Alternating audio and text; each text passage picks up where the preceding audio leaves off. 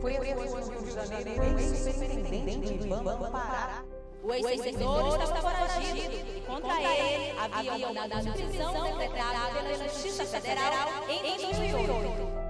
O ex-presidente do IBAMA foi condenado em 2002 por tentar extorquir dinheiro da empresa Idai Brasil. Paulo Castelo Branco é detido na Polícia Federal do Rio de Janeiro e deve ser transferido para Belém. Olá, para quem não me conhece, eu sou Paulo Castelo Branco, ex-superintendente do IBAMA, que em 1999 fui preso numa operação da Polícia Federal no aeroporto de Brasília. Paulo Castelo Branco foi condenado em 2002 por crime de corrupção. Tem 22 anos. Os jovens, até 21, nem 22, nem eram nascidos. Os adultos, alguns lembram, mas de acordo com a sua conveniência, para atacar, para defender. E a maioria dos idosos esqueceram. E eu hoje tenho a primeira oportunidade realmente de contar a verdadeira história da minha vida. Foi preso no último sábado nas ruas do Rio de Janeiro. O ex-servidor estava foragido e contra ele havia mandado de prisão decretado pela Justiça Federal em 2008. Foi o maior espetáculo cinematográfico da época. Até porque o objetivo da minha prisão era me tirar do IBAMA. E o objetivo foi alcançado. A imprensa nenhuma quis saber o meu lado da história. A história tem dois lados. Você ouve um e ouve o outro para tirar a sua decisão. Quando nós fechamos, em uma das nossas operações, que nós fechamos a Idai do Brasil, uma das maiores madeireiras da América do Sul, criou-se um reboliço no meio do empresariado, pediram meu afastamento. O então presidente do Congresso Nacional, na época, o senador Jade Barbalho, foi na televisão, exigiu minha demissão. O ministro da época, Zequinha Sarney, me chamou para eu ir a Brasília, conversar com ele. Fui a Brasília. Chegando em Brasília, o ministro pediu que eu reabrisse a Idai o mais rápido possível. Eu questionei, falei que não seria possível, até porque tinham muitas multas, não foi a primeira, e tinham várias acusações de depredação ambiental daquela madeireira, e eu resolvi deixar fechada. Nisso ele achou que eu iria ser demitido. Eu me antecipei e disse: não precisa, ministro. Eu já estou entregando a minha demissão agora, e o senhor pode ficar tranquilo, que eu já estou retornando. Assinei meu pedido de demissão, entreguei para o ministro e vim embora. Até porque nós já estávamos em um processo de eleição para a Prefeitura de Belém, e eu estava tentando, naquela época, junto com o do seu Mar Costa, que era o candidato a prefeito, aí eu ser o candidato a vice na sua chapa. E estávamos conversando, negociando.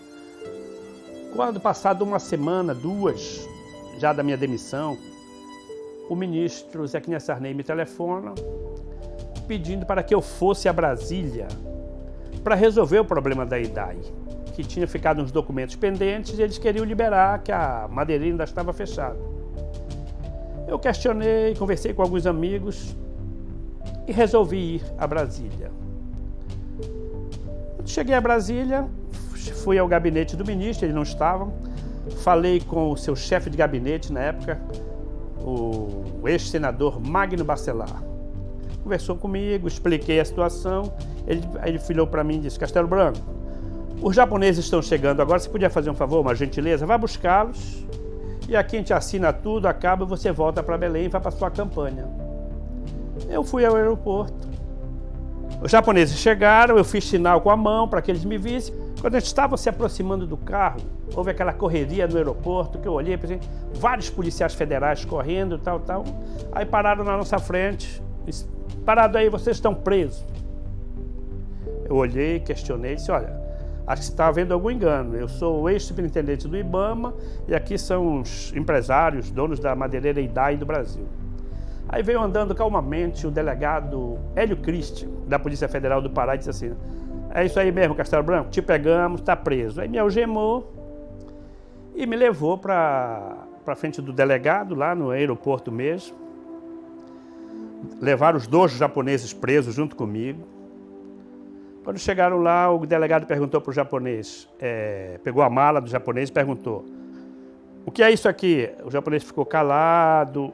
Aí o delegado abriu a mala e realmente ela estava cheia de dinheiro. Completa.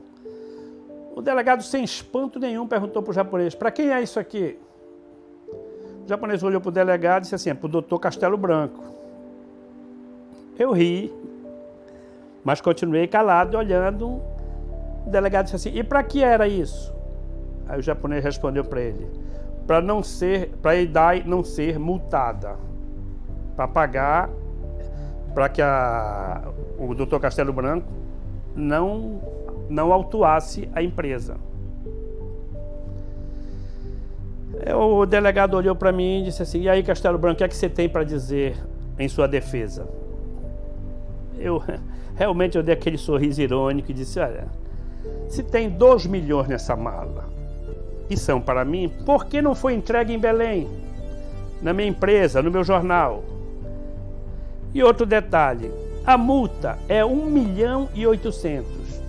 Não seria mais fácil eles pagarem a multa, 1.800.000, do que me darem uma propina de 2 milhões aqui no aeroporto, de Brasília? E eles conversando pelo telefone, até que de repente um disse assim: pá, conseguiram uma juíza doida lá no Belém. Essa foi a expressão. Conseguiram uma juíza doida lá no Belém, que ela assinou um flagrante para ele. E eu fui conduzido a Belém no avião, colocado no avião algemado, uma humilhação que eu espero que ninguém passe realmente. E vim para Belém e fui para a Polícia Federal. E lá eu passei 9 dias preso. Até que, conversando com alguém, eu sou policial civil, conversando com alguns amigos, eu fui libertado e fui para os Estados Unidos, onde eu passei 3, 4 anos. Da minha chegada a Belém, me levaram para a Polícia Federal. Fiquei atrás das grades, saiu todas as manchetes, ou seja, objetivo alcançado. Eu tinha que fazer esse desabafo, não é por mim. Eu tenho 10 filhos. Muitos desses meus filhos nasceram depois da minha prisão e outros na época da minha prisão. E eu tinha que mostrar que o pai deles não é esse canalha, esse corrupto que a imprensa pintou.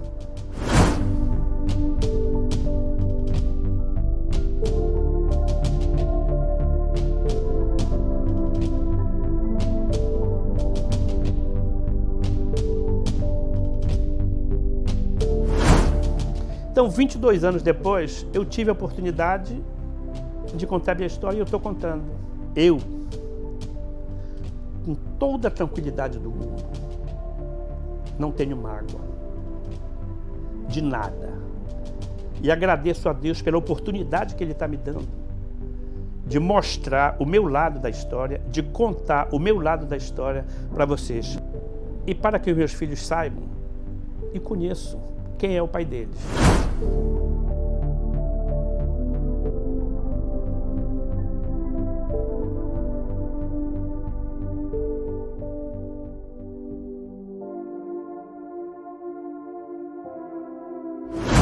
Quero agradecer aos meus pais e pedir desculpa por tudo isso que eles passaram, pelo vexame, pela vergonha, que agora eles estão vendo.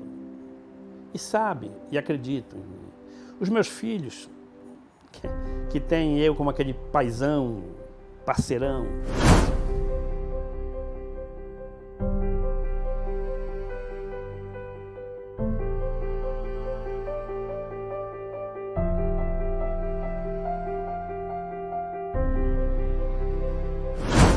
A minha esposa, agradecer pelos anos de sufoco que nós passamos na época da minha prisão.